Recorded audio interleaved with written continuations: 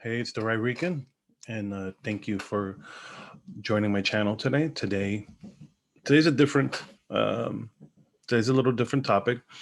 Uh, today, today's the Holy Thursday. Uh, oh, with regular Christians, it's not a big deal. It's more a bigger deal with usually with Catholics and Eastern Orthodox and all that stuff. Um, so being that I grew up Catholic, has a little more meaning, but also at the same time, I am a Christian, and I still there's stuff that till today is still relevant. Even if you're not religious, I ask you to indulge with me, and you will see uh, why it's important, even if you're not religious, to read the text. And has messages for everyone.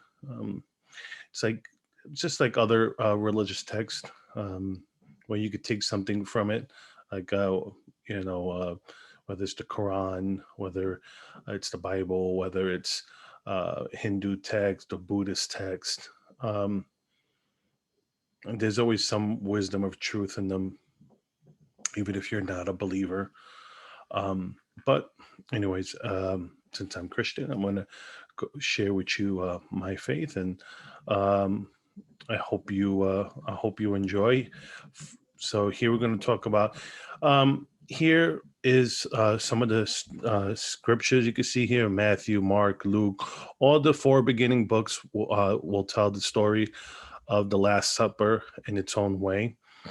Um, but Here we could go through any of these here, but really honestly, what I wanted to talk about today, what was in my heart, was to basically talk about what happens after the meal when it's here in John 13, 1 through 20. And when it goes, before the Passover celebration, Jesus knew that his hour had come to leave this world and return to his Father. He had loved his disciples during his ministry on earth, and now he loved them to the very end. It was time for supper, and the devil had already prompted Judas, son of Simon Iscariot, to betray Jesus. Jesus knew that the Father had given him authority over everything and that he had come from God and would return to God. So he got up from the table, took off his robe, wrapped a towel around his waist, and poured water into a basin. And then he began to wash the disciples' feet, drying them with the towel he had around him. When Jesus came to Simon Peter, Peter said to him, Lord, are you going to wash my feet? Jesus replied, you don't understand now what I am doing, but someday you will. No, Peter protested, you will never ever wash my feet. Jesus replied, unless I wash your feet, you won't belong to me. Simon Peter exclaimed, then wash my hands and my head as well, Lord, not just my feet. Jesus replied, a person who is bathed all over does not need to wash except for the feet to be entirely clean. You disciples are clean, but not all of you.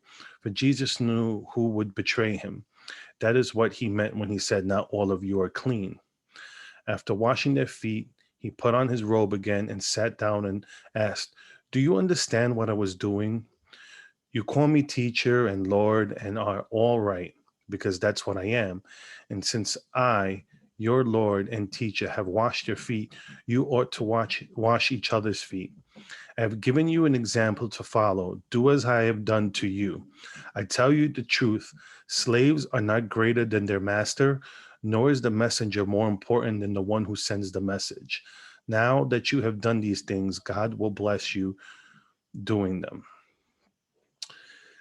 And this passage here is what always just always what always struck it always just hits a chord in me because um growing up Catholic, which was different, and when I moved to Texas, and I um, when we found this great church that we joined out there, it showed me what a church should be, and there, you know, the church that I attended, uh, they went out into the community, they served the community, um, not just with words, but donating money, donating to food pantries, um, working in the community, cleaning parks, fixing, let's say, like an elderly person's home. They needed their fence fixed. They did stuff like that, and that's when coming from the Northeast, we don't see these things in churches too much. And so, like when people go, oh, tax the churches. Um, I used to believe that until I saw this. And this is where, when I see this, when I hear that stuff, and when I see what was going on in my old church, not that the new church that I've been going to, they do similar stuff too. But like I said, there was just that was the first church that I went to that I saw this, and I have to, I'm just speaking with my experience. Um, but here, what I just think is Jesus calls us to all serve, and it's not about getting people to serve in your name. It's not about um, hiring someone to do something.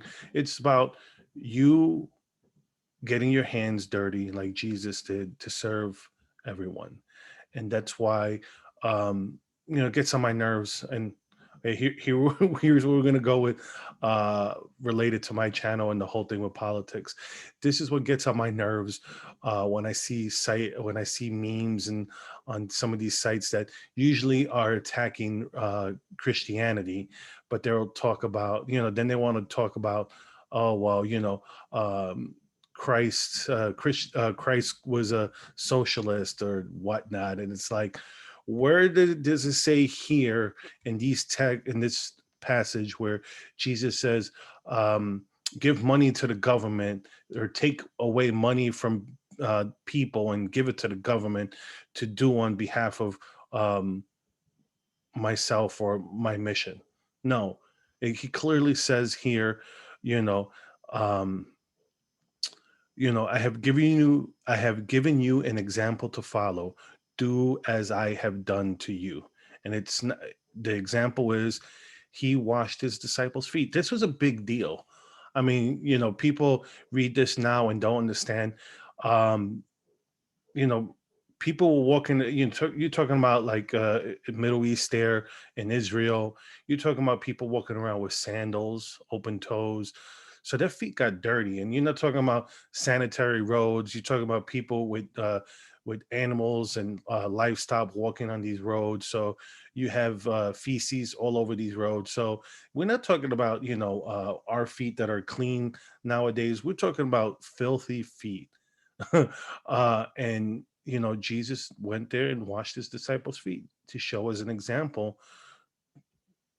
We do he we do it ourselves. We don't ask for other people to do it. We go out and do it. And this is just something that it's something small and simple, but with great purpose. Do yourself. You be the change. You want things to be different, you have to do it. You can't rely on somebody else to do it for you. And Jesus showed the example, and he paid the ultimate example, which we'll talk about tomorrow. Because like I said, today's Holy Thursday. Today is when Jesus was arrested, because he was betrayed by Judas Iscariot. And tomorrow is the day when we'll talk about um, what transpired the next day. But this is just talking about, like I said, I just wanted to just touch into the part that was important to me when Jesus showed that we are to serve, and that the lesser, or sort of quote, what we thought was the lesser was not, you go where it goes, I tell you the truth, slaves are not greater than their master. Wait, wait. I tell you the truth. Slaves are not greater than their master, nor is the messenger more important than the one who sends the message. So Basically, it's, this is screaming of equality with everyone, stressing that these days, instead of focusing on, um, focusing on the physical characteristics that make us different, when we should be focusing on the mental characteristics that make us the same.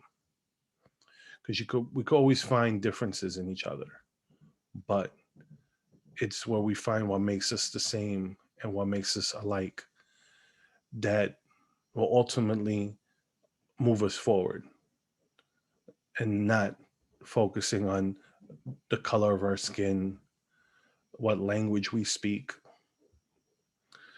so, or, ethnicity, whatever, sex, gender, it doesn't matter. You know, we're all uh, we're all children of God, and we should start acting like it. Um, let's just pray that um, some of this craziness comes to an end. Um, and I just hope that, um, my with this is me serving, this is me doing. So I'm gonna leave it there. Speaking of serving, I gotta go help a friend move. So I'll, I hope you enjoy my channel. Please follow me on either YouTube or Rumble. This is where I usually post. You could also follow me on social media, Facebook, Twitter, Gab, and Parlor. With that being said, have a blessed one.